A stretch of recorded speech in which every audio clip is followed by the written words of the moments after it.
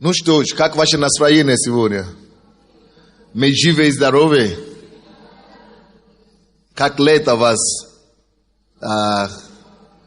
как лето себя ведет?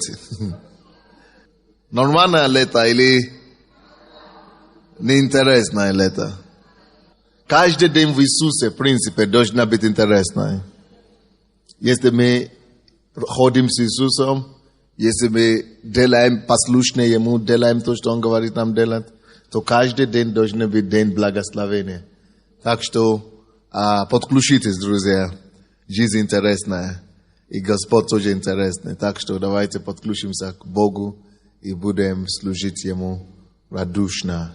И будем наслаждаться своей жизнью. Я хочу проповедовать сегодня на тему, что такое быть порядочным. Что значит быть порядочным? Кто из вас знает, что это есть актуальная нужда на сегодняшний день в нашем обществе? Нам всем нужно научиться быть порядочными людьми. Правда или нет? Бог хочет, чтобы мы были порядочными. Но вот это слово, мы часто его слушаем. Мы часто слушаем это слово быть порядочным, порядочный человек. Но что оно обозначает? Что значит быть порядочным? Может быть, у нас есть какие-то литераторы сегодня, которые могли бы помочь нам дать точные объяснения. Но, в принципе, быть порядочным – это способность, это мораль человека. Это способность человека быть честным, искренним и прозрачным человеком во всех его делах и поступках. То есть способность быть не лукавым, а честным, искренним и прозрачным в своих делах. То есть, одним словом, способность говорить, что ты такой, и что действительно ты такой и есть. Способность говорить «да», чтобы твой «да» всегда был «да». Порядочность обозначает говорить, ты появишься в какое-то время, в какое-то месте, и чтобы тебя действительно ждали и дождались в это время, чтобы ты действительно являлся. Порядочность значит, что то, что ты говоришь, соответствует с делом. То есть слово соответствует с делом. И очень часто мы с вами думаем, что это не такое серьезное требование к христианину. Но слушайте, если нет порядочности в жизни христианина, то в этом человеке тоже нету Христа. То есть Бога нету в жизни человека. Если порядочности отсутствует в наших поведениях, в нашей стиле и образе жизни, значит то же самое, что Бога нет там. Бог, иметь Бога в жизни, служить Богу, не просто обозначает ходить в церковь. Ходить в церковь само по себе нас не достанет на небо.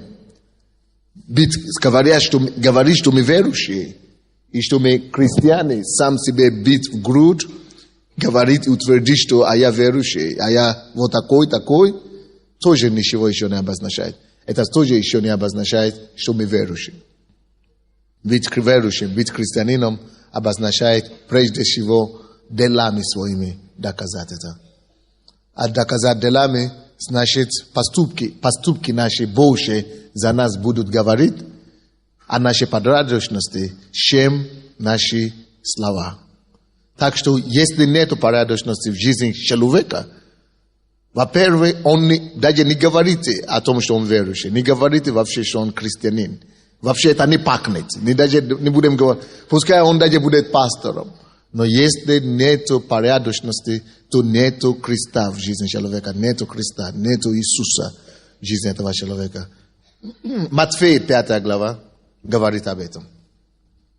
Я слышал, что есть люди в церкви, которые берут деньги, верующие наши, берут деньги у членов церкви, чтобы раскрутить и делать бизнес, и кидают их. Исчезают, или пропадают, или что-то. Это и есть непорядочности высшей пробы. И есть другие люди, которые одалживают, или которые одалживают, да? Одалживают деньги, берут деньги взаймы и не отдают, потому что эти люди верующие. Они говорят, мы же верующие, мы же христиане. Если мы верующие, завтра, послезавтра, послезавтра и никогда не приходит. То есть это тоже есть беспорядочности. То есть если мы есть христиане, мы одалживаем что-то, деньги или что-то, прежде всего, наша долг христианская – это быть порядочным. То есть, если нет порядочности в жизни христианина, тогда нет разницы между церковью и между верующими и неверующими, и людьми мира сего. То есть, порядочность – это то, что отличает христиан от прочих людей. И то, что мы, наоборот, держим слово, то, что мы делаем, то, что мы говорим, есть то, что должно отличить нас, и то, что должно дать нам высшую оценку мира. Перед всем миром, перед неверующими людьми. Это должно быть наше преимущество. Матфея 5 глава, 8 стих. Блаженны чистые сердцем, ибо они кого увидят. Также можно по-другому поставить это местописание. То есть нечистые сердца, они кого не видят? Бога не увидят. То есть человек, который нечистым сердцем, он Бога не видит и не знает. Следовательно, человек с нечистым сердцем Бога не знает и не видит. Человек, который не имеет порядочности, человек непорядочный, беспорядочный, он Бога не знает и не видит. Мало того, что он себе говорит о том, что я Бога знаю, я пою в церкви, я служу, я то делаю, я другое делаю. Слушайте, не важно, что ты говоришь, важно, что Бог говорит. Написано в Тимофею, да, что Бог знает, сия печать стоит, так Господь знает своих. Господь знает своих. Поэтому те, которые называют имя Господа, пускай они убегут от всякой неправды. Это 2 Тимофея, 3 глава, какой, 12? Какой? 2 Тимофея 2, 19. 2 Тимофея, 2 глава, 19 или 12. 19 стих. 19 стих. 2 Тимофея 2, 19 стих. То есть те, которые называют имя, которые даже именуют имя Господа, написано, пускай они отклоняются, убегают от всякой неправды. Всякая неправда не должна именоваться вообще верующими людьми. Так что, братья и сестры, чтобы вы знали критерии, как знать верующих людей, это не то, что они ходят сюда в церковь, это не то, что они знают пастора лично, это не столько, сколько лет они сюда уже ходят, это не делает их верующими. Что делает человека верующим? Поступки и дела. Что делает человека верующим?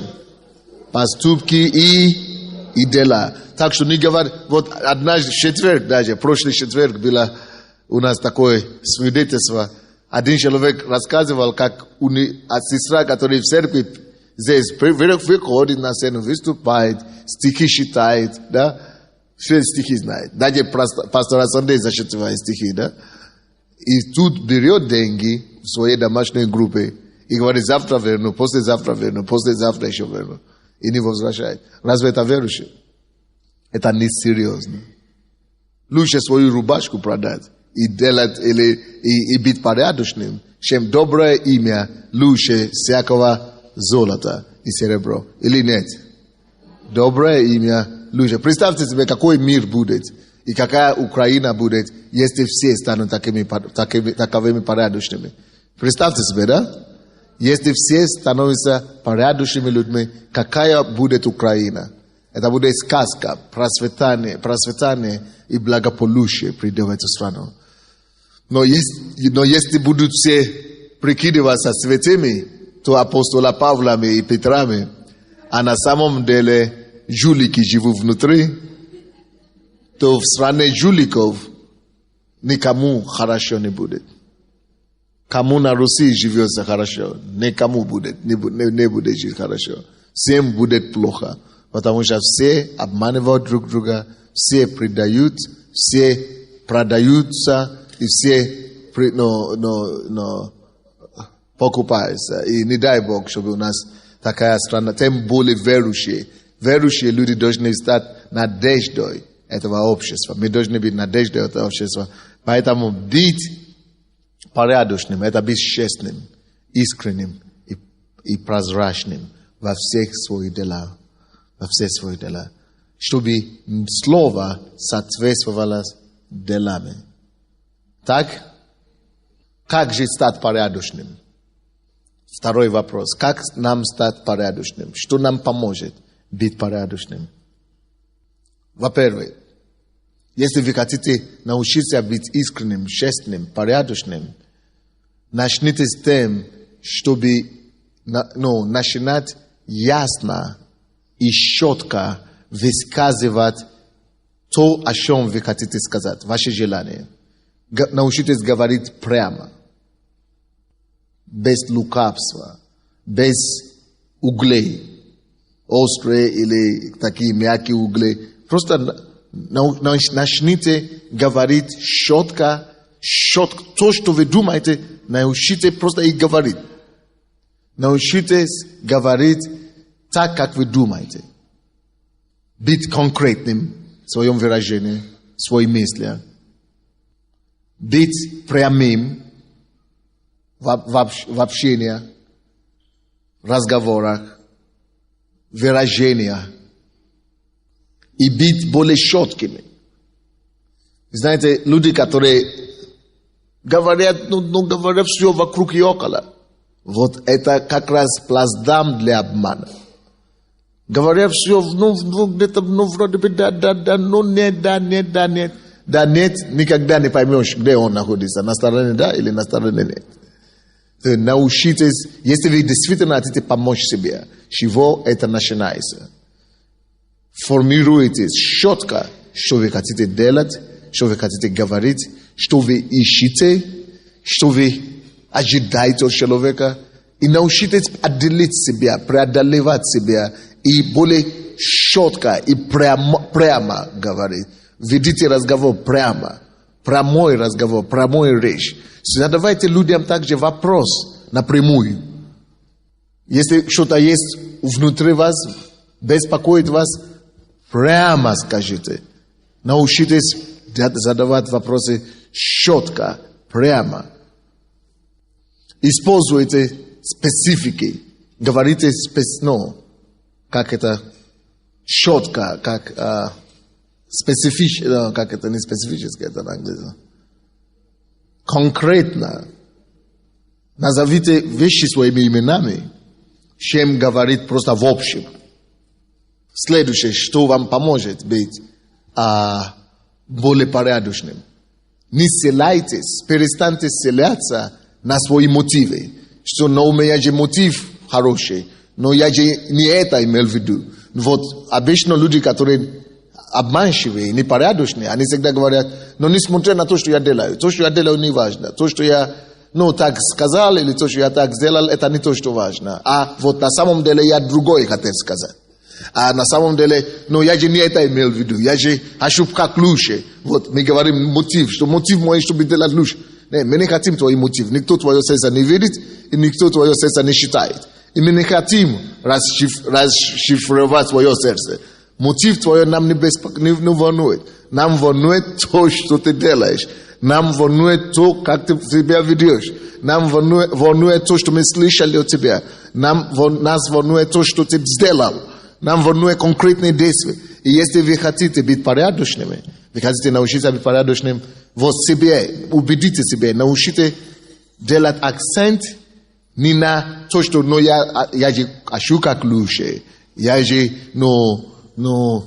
преследую лучшие цели. Я же, наоборот, хочу, чтобы стало. Не мотив, это называется мотив. Не делайте акцент на свой мотив, чтобы он же понимает, что я лучше хотел, но ты же понимаешь, что я хочу. Не делайте акцент на мотив. Никто не хочет смотреть на ваш мотив. Мы хотим смотреть на ваши действия. Вы тоже научитесь думать над своими делами, над своими действиями, над своими конкретными поступками, нежели на то, что вы думаете внутри. Я не знал, как это сказать больше. Может, кто-то есть, кто может мне лучше это выразить по-русски. Но вы понимаете, что я пытаюсь сказать, нет? Такие проблемы есть, нет? Или нет? Что люди говорят, на самом деле не этого я хочу. Мы все можем себя поймать в этих вещах, правильно? У нас все это есть. Вот, делайте меньше это, чтобы было. Не надо, чтобы вы потом начали объясняться людям, я же хочу как получше, я же хотел. Никто не судит вас по вашим мотивам в сердце. Только Бог может быть. Но вот, люди будут вас судить как? По поступкам, по делам. Поэтому давайте будем... Забудьте, что... Поймите, что никто не видит мотивы ваши. Никто не видит, как лучше хотели, или так хотели. Подсегивайте себе, подталкивайте себе, чтобы поступать, чтобы ваши окончательные действия соответствовали вашим мотивам. Хорошо? Следующее. Как быть порядочным?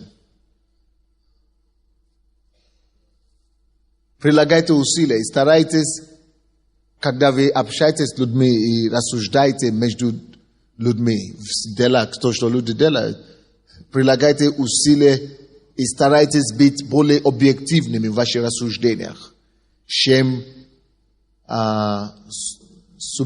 то, что субъективны.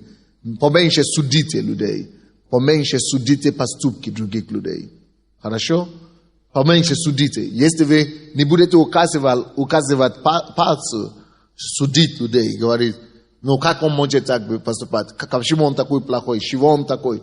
Если вы такой человек, кто постоянно указывает пальцем осуждение и обвинение на других людей, никогда не сможете быть объективными, никогда не сможете быть порядочными. Поэтому Иисус об этом говорит, что не судите, чтобы вы сами не были судимы. Потому что человек, который судит, он уже в этом непорядочный. Потому что ты не можешь знать, почему люди поступают, как они поступают. Тебе и не надо понять. Ты поставь себе на их положение.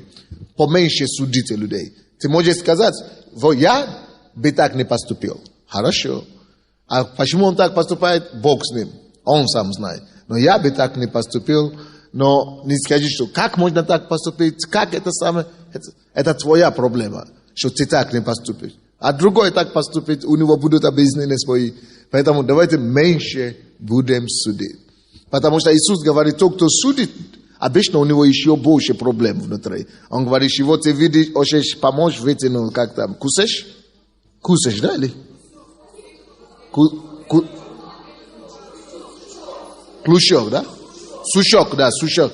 Чего ты хочешь вынимать сушок из глаза другого человека, когда у тебя бревно лежит в глаза. То есть у тебя еще больше проблем. Люди, которые осуждают, вот это осуждение, это и есть больше проблем.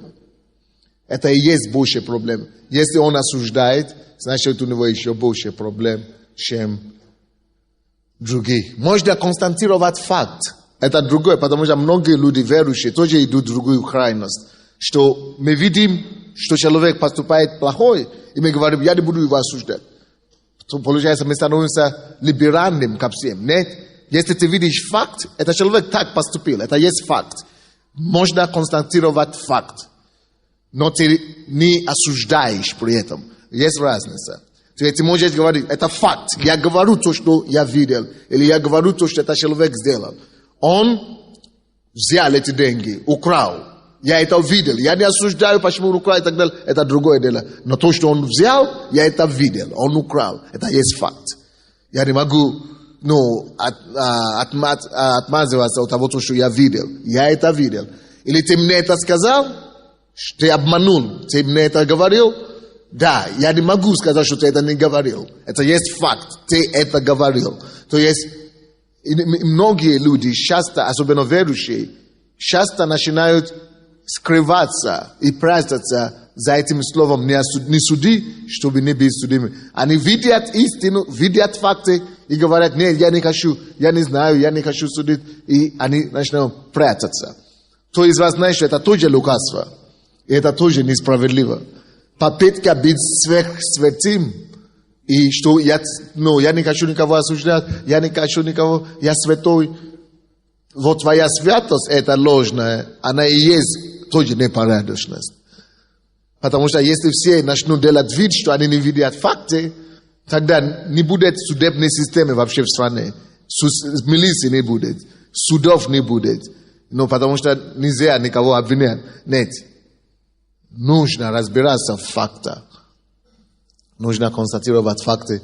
Но мы не осуждаем людей, пока факты не будут собраны. Но если факты будут собраны, пускай факты осуждают человека, чем ты осуждаешь.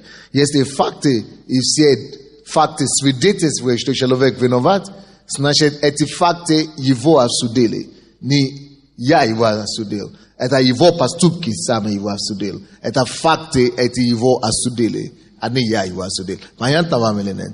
И как раз констатировать эти факты и позволяя фактам осудить человека, и есть порядочность.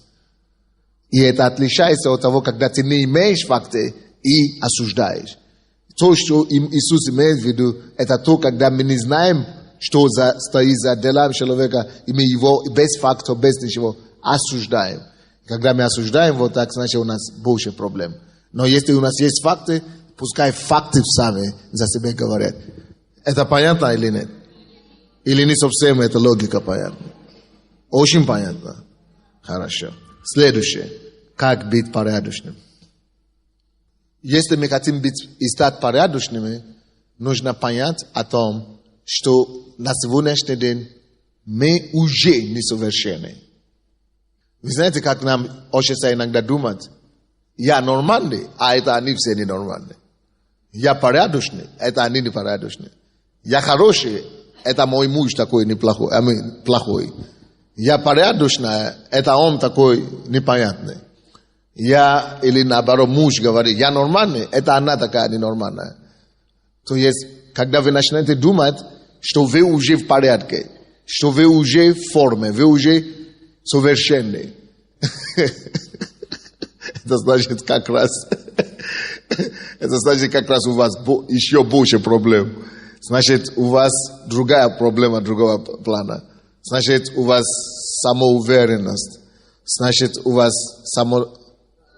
самоправедность. А самоправедность, Иисус говорит, еще хуже, чем грешника, который себя признает неправедным. Вы видите, да? Когда эти два человека пошли в храм молиться, один говорит, о, слава тебе, Господь, я не такой, как этот. Я порядочный, я плачу десятину, я делаю милостину. Самоправедность. Иисус говорит, вот этот, который говорит, что он все в порядке, что он не получит милость. Он ушел отсюда, ничего не получивший. А тот, который говорил, да, я знаю, что я грешный, да, Господь, помилуй меня, тот ушел оттуда более благословленный, чем того другого. Поэтому поймите, друзья, давайте с этого начнем. Начнем с того, что какой бы я ни был, хорош на сегодняшний день, я еще не такой, какой надо. Вот что я имею в виду.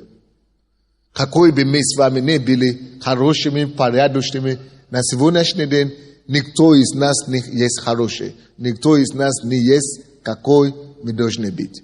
Я еще не такой, какой я должен быть. Я должен видеть в том, что у меня проблема. У меня проблема. Каждый день есть проблема о том, что нужно себя улучшить. Нужно понять, что каждый день мне надо себя улучшить в своих поступках, в своем характере, в своих какие-то обещах, привычки свои. Есть некоторые вещи, которые над чем я должен постоянно работать.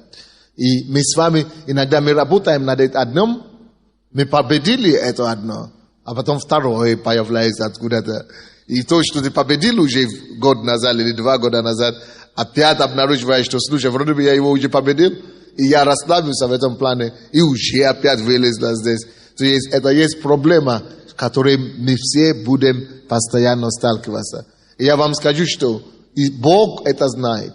И Бог специально оставляет некоторые таких вещей в нашей жизни, чтобы мы не расслабились, чтобы мы никогда не думали, что нет, я уже в порядке, я уже покаялся, я уже победил все проблемы, теперь буду только жить и дышать воздух. Нет, Бог знает, что каждый из нас должен продолжать работать над собой каждый раз. Поэтому он нас не делает совершенными сразу. Он знает, что мы не совершенными, и он не ожидает, чтобы мы были совершенными полностью. Мы во Христе Иисусе праведные. Но в реальной жизни нам надо продолжать стремиться и достигать праведности, святости. Так что поймите это. Начните с того, что у меня проблемы. Я не такой еще, как я должен быть во всех планах. Поэтому я работаю над собой. И каждый человек должен иметь хотя бы 3 от 3 до 5 пунктов, где он работает, над чем он работает, над собой. Я хочу, чтобы вы сейчас записали 3 или 5 пунктов, над чем вам надо работать. Если вы не делаете себе вывод, если вы никакой вывод себе не делаете, у вас нету такого списка, либо внутри себя, либо написано, значит у вас проблема. Значит вы просто живете по накатанному. Значит ничего не улучшается в вашей жизни в этом случае. Должна быть то, над чем мы постоянно работаем, над чем мы трудимся, чтобы улучшиться. Так что я вам даю 1 минуту, чтобы это записать. Если вы не знаете, спросите у своей жены, она вам скажет. 20 даст, да? Жена даст не 3, не 5, говорят. Говорят 20, тебя засунут. А жены, если вы тоже не знаете, спросите у мужа, позвоните по мобильке, он тебя сразу все перечислит. Но лучше, чтобы мы сами знали эти вещи. Конечно, иногда жены могут подсказать, но надо, чтобы потом это стали наши. А если у вас нету жены или мужа, давайте спросите у соседа или у коллега по работе, вам скажут. Но каждый, в принципе, должен сам себе видеть. Потому что если мы себе уже не видим, тогда у нас очень большая проблема. Но если мы еще способны видеть, что у нас не так, тогда есть надежда. Но если вы уже не видите вообще, что у вас чего-то не так, так вообще уже плохо будет. Потому что если не... Вы помните Филиппийцам 3 глава? Павел говорит, что я забиваю, я простираюсь вперед, забиваю задной. И не считаю себя достигшим. Не считаю себя достигшим. Но я забиваю. То есть все то, что у меня в порядке, это хорошо, я это забиваю и иду вперед. То я достигаю и простираюсь вперед. Мы должны видеть, куда еще простираться. Если уже нету больше куда простираться, то это проблема. Знаете, второй эксперимент, который я хочу вам дать. Если вы хотите быть порядочным, да? Первое задание, чтобы вы сами написали. 3-5 пунктов о себе. Второе задание. Если вы действительно хотите быть порядочным, если по-настоящему хотите быть порядочным, то действительно уже научиться быть порядочным. А если кто уже себя считает, что он уже все, больше некуда быть порядочным, он уже порядочный до беспредела. Нет рук, но слава Богу. А то есть такие, которые думают, что зачем мне записывать это все. Вот если вы действительно хотите научиться быть порядочным, первое, напишите то, что вы сами видите. 3-5 пунктов. То, что вы сами видите, над чем нужно работать. Второе, это самое тяжелое. Если вы на самом деле серьезны по этому вопросу, то делайте это дело. Сделайте его. Но это самое тяжелое. Я думаю, наверное, если кто-то сделает, наверное, 5% только из сидящего здесь сделает. Это. Может быть, даже 5% не будет. Что я хочу сказать? Если вы действительно хотите быть порядочным, подойдите самому близкому человеку в своей жизни и искренне, с честностью, со всей серьезностью спросите у них, задайте им этот вопрос. Что нужно, что они видят в вас, что нужно изменить или улучшить.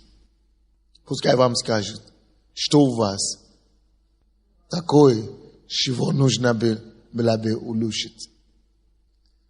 Если они вас любят, если вас действительно любят, они вам это скажут. Но если вас не любят, вам скажут, что уже у вас все в порядке. Но вы-то знаете, что у вас не все в порядке. Может быть, это мама скажет, может быть, это папа, может быть, это муж, может быть, это жена, может быть, это друг, может быть, это коллега, может быть, это кто-то. Но подойдите к кому-то, кто вас близко к вам, кто вас знает. Как? Какие-то дискуссии пошли в зале. Не надо здесь это делать, не надо здесь, это дома. Вы знаете, надо это делать, когда у того не очень хорошее настроение.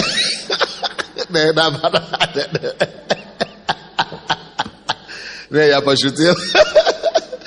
Если тогда, когда у того плохое настроение, то он тебя такое ведро выльет, что тебе жалко будет. Самого себя жалко будет. Это как у меня один пастор, один из моих пасторов здесь. Я что-то говорил подобное, он услышал, и он мне говорит: пастор, мне подойти к другому пастору, они друзья, мне подойти к нему спросить, что он обо мне думает или нет. Я говорю: слушай, а я с тем уже разговаривал, я знал, что тот думает. Я знал, что тот правильно думает, и что тот ему скажет. И этот пастор подходит к тому и говорит: слушай, я говорю, только подойди к нему и скажи так со всей серьезностью, честно так, скажи ему, пускай он будет честно, как перед Богом. И тот подошел и говорит: слушай, я готов. Ты весь скажи мне все, что ты обо мне думаешь, честно только. Ты ни шуток нет. Я не буду обижаться, я клянусь, даю тебе слово. Не буду обижаться. Только скажи, только все скажи. Все. Он говорит: ты действительно хочешь, чтобы я все сказал? Все? Он говорит: да, все. Он говорит: даже не удерживай ничего. Ты все скажи. Он говорит: ты готов? Он говорит: я готов. И он взял диктофон и говорил: давай, говори. Когда тот закончил, этот пастор начал почти чуть драку там не чуть драку там не устроил. Да, я знаю, как это так. Не, я с тобой не согласен. Я знаю, что ты меня ненавидишь, ты меня завидуешь. Я знаю, что ты постоянно... Да, ты один из тех людей, которые не хочешь, чтобы я просто... Я был успешный. Такой пошел разбор. И тот пришел ко мне и говорит: да, он меня проехался, говорит. А что он, как он говорит: ну, он так проехался, помнишь, что я даже сам себе не узнаю, говорит. Он говорит: я выслушаю его 5 минут, мне плакать очень.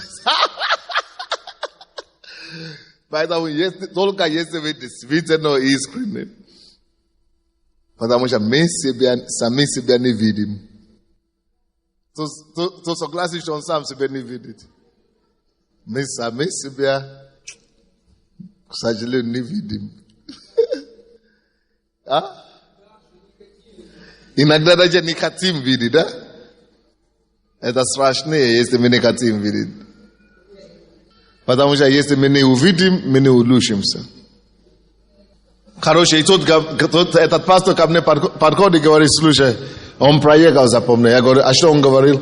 Он говорит: он то говорил. Слушай, получается, мне надо кидать служение, кинуть служение, тогда приходится. С таким диагнозом только... Он тюрьму посадит. Он говорит: такой диагноз, я даже на небо не иду, получается. Я говорю: может быть, он прав.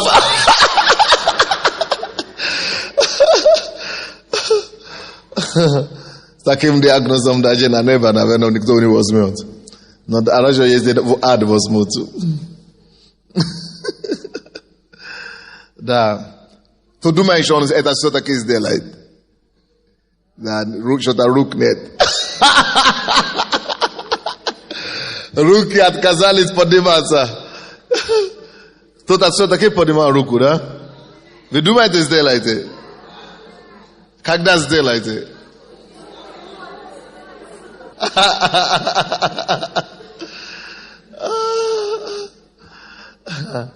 Это самые крепкие нервы могут это делать.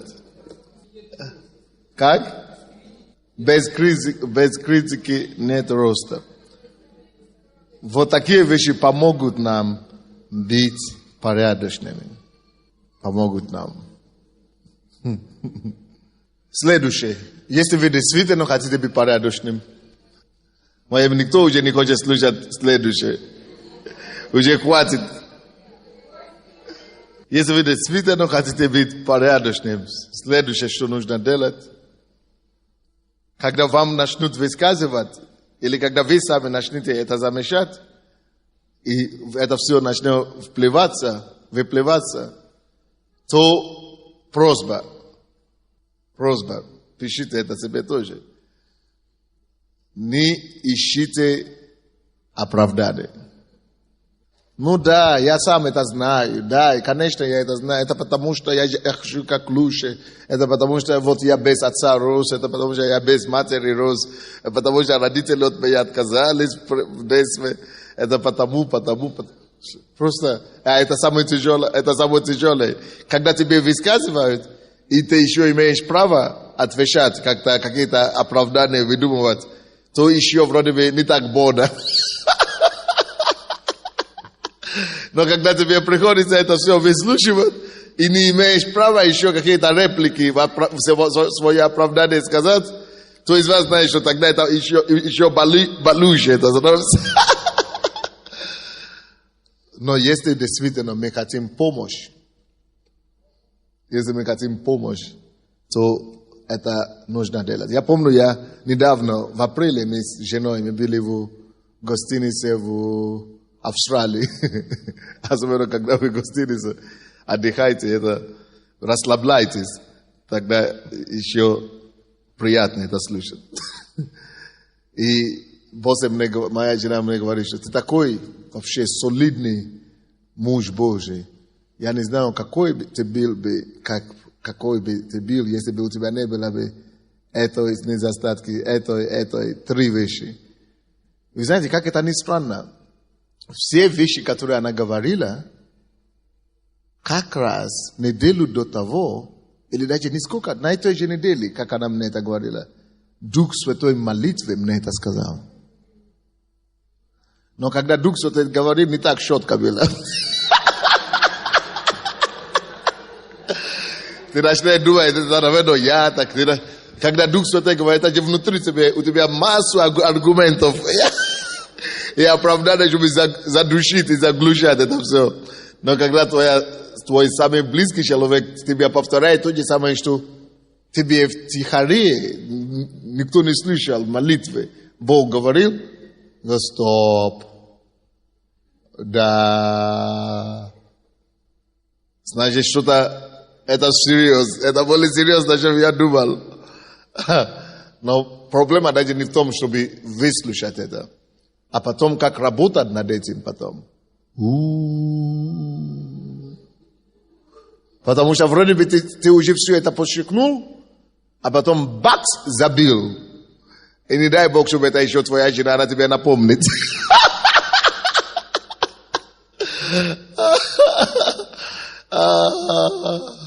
Но надо это делать. Если мы это не будем делать, то мы перестаем двигаться вперед. Но если мы хотим продолжать расти и продолжать двигаться в жизни, прогрессироваться, нам надо столкнуться от однажды с нашими Голиафами. Нам надо идти против этих Голиафов, моральных Голиафов наши, эти наши недостатки, эти наши вызовы жизненные. И нам придется однажды сразиться с ними. Аминь. Так что не находите оправдания. Выслушайте и начните принимать конкретные шаги к тому, чтобы устранить. Это будет не за один день. Иногда мы думаем, что то, что я уже принял решение, устранить эти проблемы сами по себе. Что я уже принял решение, значит уйдут эти проблемы никогда в жизнь. Решение само по себе не устраняет эти проблемы недостатки. Вам надо начинать думать по-другому. Вам надо начинать поступать по-другому. Пока это не станет опять ваши привычки. Чтобы это вы выработали положительные привычки. Чтобы из негативные, отрицательные привычки стали позитивные привычки. Понимаете меня, нет? Кто-то сказал, я где-то считал, кто-то сказал, бедные люди, они находят оправдание, как мы говорим, оправдание, да, мы говорим? Что бедные люди всегда находят оправдание. То есть, они всегда находят оправдание, почему они такие бедные. А богатые люди или успешные люди всегда... Короче, я на английском скажу. Кто поймет, поможет мне переводить. Losers make excuses. Winners make money. Кто-нибудь понимает это? Кто понял? По-русски надо понять, да? В том-то и дело, что я не знаю, как лучше это сказать по-русски. Может, кто-то скажет. Losers – это люди, которые проигрывают, люди, неудачники. Неудачники всегда находят оправдание. А вот успешные люди зарабатывают деньги на это. То есть они находят возможности, чтобы заработать на это способы. Как? Дейл Карнеги. Думай и богатей. Так написано, да? Наполеон Хилл. Да. Слушай, между прочим, надо... Вот нам рекомендует «Думай и богатей». Наполеон Хилл считает. Наполеон Хилл. И да, есть у нас продажи здесь. Напишите еще, что нужно считать. Я, в принципе, забыл, кто его написал, но самый богатый человек в Вавилоне, или как это называется? Да? Вавилон, да? Или как? Как называется? Самый богатый? Ага, вот. Самый богатый человек в Вавилоне. Тоже напишите. Тоже есть здесь, да? То есть надо тоже это купить и считать. Эти вещи очень... И Дейл Карнеги, да? Какой из его книг считать? Ну вот, хотя бы эти две надо считать. Очень нужно. Короче, богатые люди находят и постоянно оправдание, почему у них не получилось. Неудачники, вернее. Находят оправдание. Бедные, неудачники. О, это Украина такая. О, это оранжевая команда такая. О, это Янукович пришел к власти. Слушай, вы всегда найдете массу таких оправданий. Это здесь занятие неудачников. Неудачники – это самые большие специалисты по оправданию. Неудачники всегда, они могут такие доводы вам находить, целую книгу могут написать. Причина своей несостоятельности. Но вот успешные люди,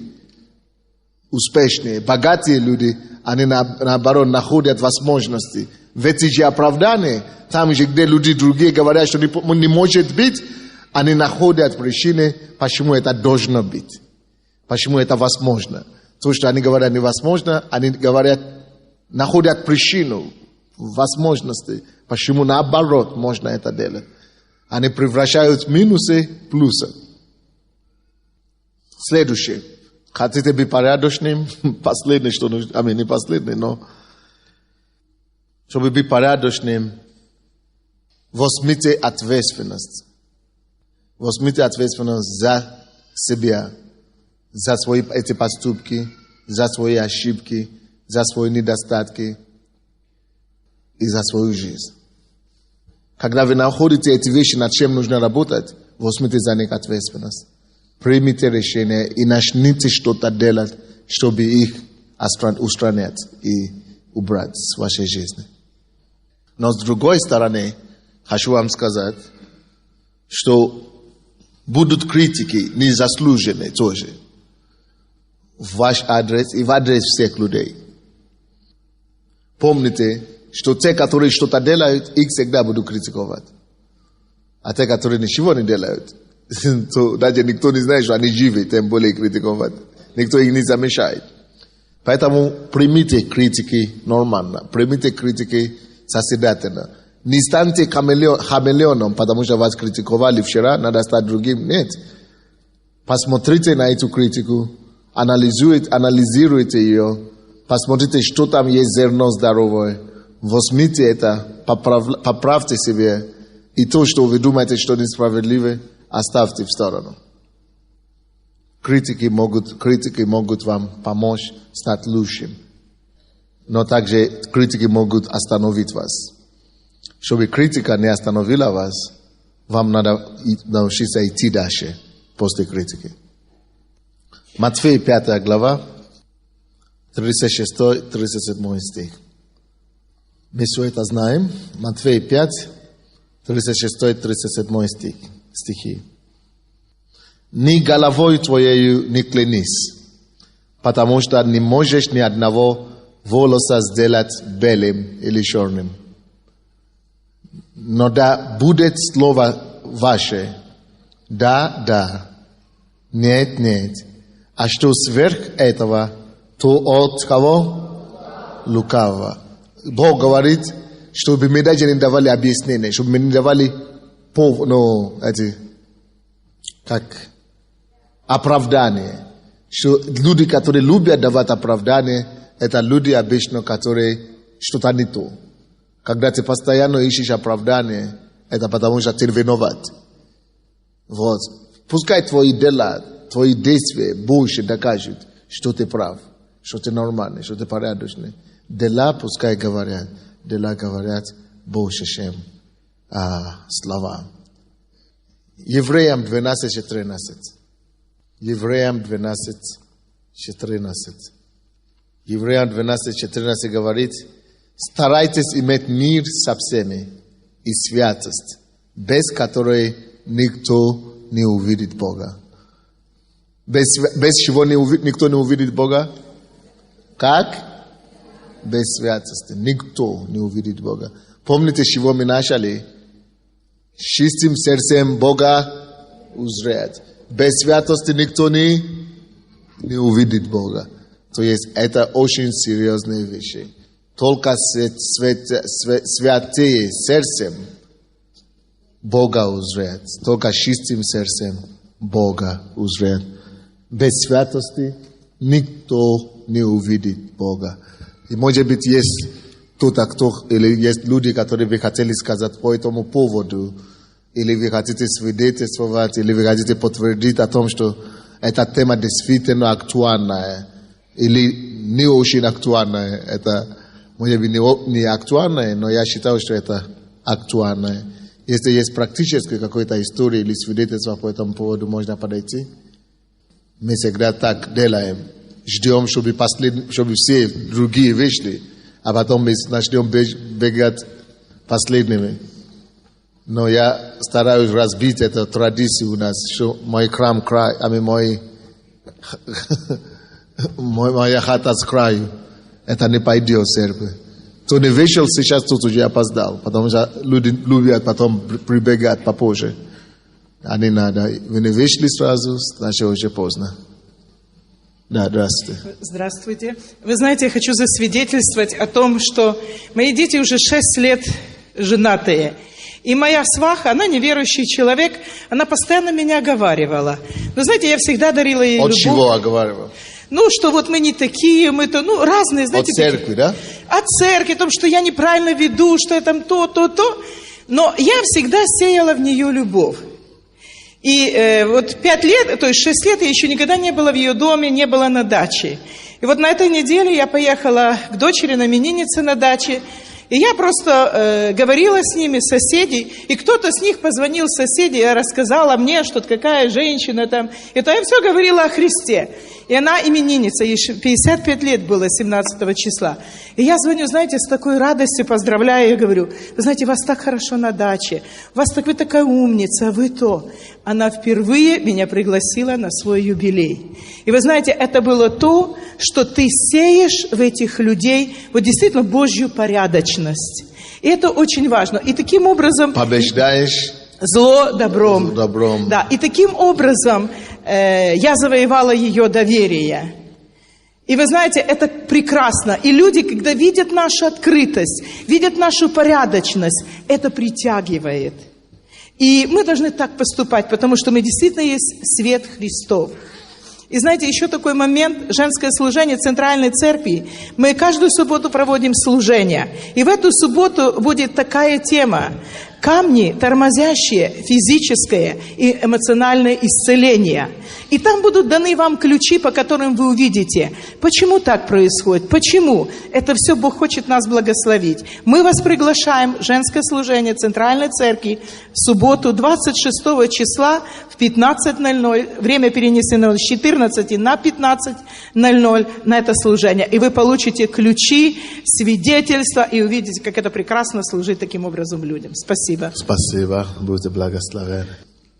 Здравствуйте, дорогая церковь. Я хочу сказать, что эта тема очень актуальна. Я хотела сказать по сегодняшней проповеди, потому что Тише в зале. для меня это, конечно, проповедь пастыря, она так была Никто не ходит, пожалуйста, тише. немножко как бы шокирующей, потому что сегодня утром сын как-то, встал, и мы с ним начали говорить, он говорит: мама, ты какая-то изменилась, то ли я какой-то другой стал, не пойму.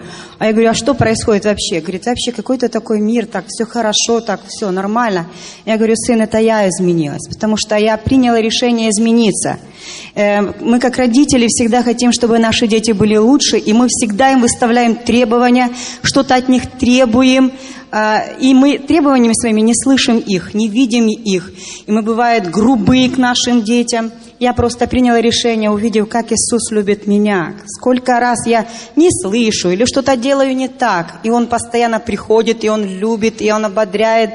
Я просто взяла Его тактику. Я сказала: Господь, я принимаю решение просто любить Сына, какой Он есть. Мне не так, что: ты там закурил, иди отсюда. Я говорю: я тебя все равно люблю. Это тебе, что-то тебе не годится, то не подходит. Но я тебя люблю.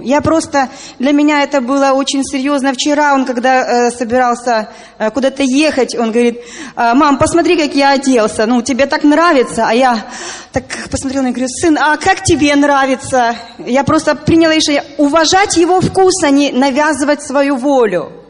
А я говорю: а ты как это видишь? Он сразу: я понял, тебе не нравится, и переоделся. В общем, очень многое изменилось. Я просто приняла решение. Я подошла к сыну, я подходила к маме, я подходила к дочке, я говорила: помогите мне, пожалуйста. Я хочу быть лучшей, я хочу быть другой. Я не вижу себя. У меня, может быть, спина сзади грязная. Расскажите, насколько. Мне очень было больно, но я выписала все требования детей, мамы моей. Послушайте мама моя то, что она говорит. Сын, ты здесь есть? Это так важно, то, что говорит наша сестра. Вы слышали, да? Мама моя что сидит. Она обратилась к матери, обратилась к детям, чтобы они сказали ей, что не так. Вы согласитесь, что это непросто. Особенно дети. Ой, так больно. Стыд какой, да? Но только так мы можем измениться. Только так мы можем стать лучше. Я приняла решение быть действительно пастором. Кто такой пастырь? Надо начать со своей семьи. Легко служить в церкви, соседям, всем. Но в первую очередь пастырь или служитель, или лидер, он начинается дома, с семьи. Я просто приняла решение быть другой. Я хочу быть похожа на Иисуса. Чтобы света Его внутри меня было больше, и Он излучался. Аминь. Так что моя семья, мама, может, она плачет немножко, сидит. Что-то от счастья. У меня просто есть тут свидетели, мои родные, которые могут подтвердить это. Да, мам? Слава Богу. Спасибо большое.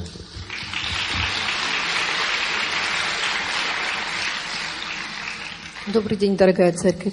То, что сестра говорила, правда, реально в жизни надо менять со себя и своей семьи. Потом мы можем только победить весь остальной грех в мире. Потому что если мы в семье живем одни, а за семьей другие, это просто как марионетки. И очень хорошо, когда открытые отношения между детьми, мужем и вами. Когда мы можем друг другу сказать: Но мне еще что нравится, я была вчера на одном деловом собрании, и есть люди, которые уже подкованы в слове, могут говорить красиво, четко, корректно. Это просто радует сердце, то, что в моей жизни всегда не хватало. И я, когда приняла решение меняться, ко мне люди просто начали подходить и говорить. Вот, например, вчера одна девушка говорит: вы знаете, я не умею так говорить красиво, как они.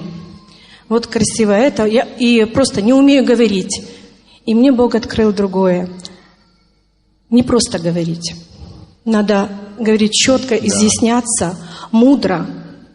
И ничего лишнего не говорить. Потому Пускай что дела говорят. лишние слова, они утомляют. И то, что происходит потом, разные ссоры, осуждения, мне Бог открыл слово, что пустые разговоры наводят гнев Божий. Когда мы говорим ни о чем, нам надо задуматься. Гнев Божий. Если нечего сказать, лучше научись слушать. Так как говорят, а как ребенка научить говорить? Ты научи его молчать, а говорить он научится сам. Спасибо. Спасибо. Господь, мы благодарим Тебя за сегодняшнее служение. Просим, Господь, чтобы Ты действительно благослови каждого присутствующего здесь сегодня. Чтобы Твое благословение, Твое благодать, Господь, наполнила каждого человека. Именем Иисуса мы разрушаем всякие атаки на пути. На этой неделе мы провозглашаем Твою защиту, Твою благодать, Твое благословение. Сохрани нас при выходе из дома, при входе в дом. Сохрани, сбереги и направляй Твоим Духом по Твоим путям. Во имя Иисуса Христа. И весь народ Божий скажет Аминь. Все. Мир Божий вам. Будьте благословенны.